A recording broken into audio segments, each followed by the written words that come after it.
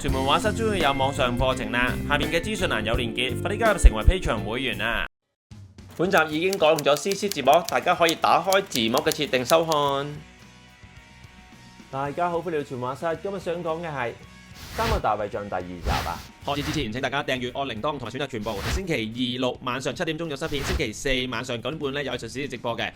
好，上一集咧我哋講咗 Donatello 嘅斯文陰柔，有啲女性化嘅大衛像係嘛？今集咧我哋講個咧風格自然不同啦，亦都係最多人熟悉嘅，就係米高安哲羅一個好 man、好男性化，都幾大隻同埋好有力量嘅大衛像係嘛？好啦，如果當我哋咧去見到呢個真嘅大衛像嗰時咧，應該點欣賞咧？有乜嘢嘅印象俾到我哋咧？第一樣咧，我想大家見到嘅嘢咧，一定係佢好大隻。呢個米高安哲羅嘅大衛像非常大隻，有幾大隻啊？17英尺高，12000磅啊！嗰個重量啊！當年米高安哲羅咧接咗呢份 order 咧做呢個雕像咧，其實個目的咧就擺咗喺佛羅倫斯嗰個灘河前邊做一個守護神嗰個作用㗎。咁而家大家見到喺佛羅倫斯咧，如果你去咧，你都會見到有呢隻㗎喺個灘河前面，但係嗰隻係複製品嚟㗎。真嗰隻咧就係要去佢哋嘅學院畫廊裏邊先見到。好，我哋再睇下依個雕像咧裏邊有乜嘢信息俾我睇到啊嚇。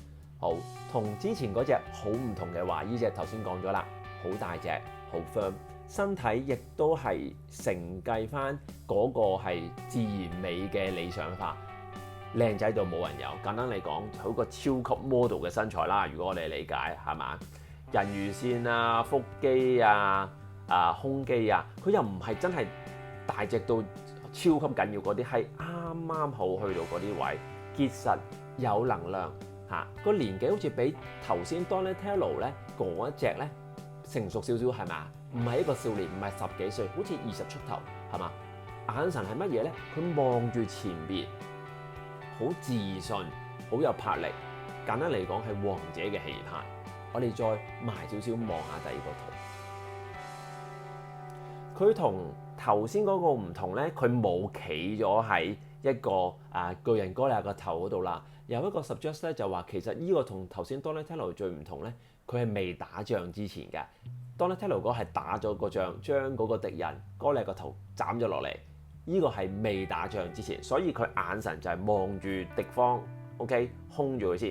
第二咧，呢隻手咧攞咗上邊咧，後邊咧呢條繩仔後邊咧就有一個石頭，就係佢嗰個投石器嚟嘅。咁即係話未打仗，但係嗰個武器喺我度嚇，我如果要打仗嗰時咧，我就會去應戰㗎啦。呢個 OK， 我哋再睇下佢個 posture， 我哋再睇下佢點樣企係嘛，同頭先一樣，一隻腳係用力嘅，因此咧個企法就比較自然，同埋冇咁硬崩崩。嗱，如果欣賞嗰時再去欣賞佢肌肉嘅表達就係話，你睇下呢隻腳個肌肉係行晒嘅，企咗喺度，你見唔見到脹卜卜係嘛？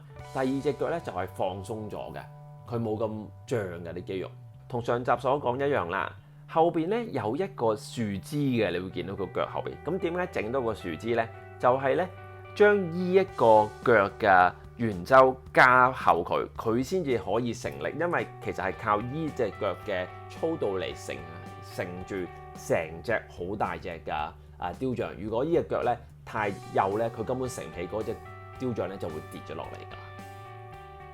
米高安哲羅嘅依個雕像咧，唔係淨係話雕到一個人好似一個人咁簡單，佢係攞咗一個自然主義，即係話一個人嘅骨骼啊，做一個藍本喺上邊做一個昇華嘅動作，將佢提煉，所以有呢個理想美。簡單嚟講，佢要雕一個靚過真實人類嘅人出嚟，呢個係呢個雕像嘅目的。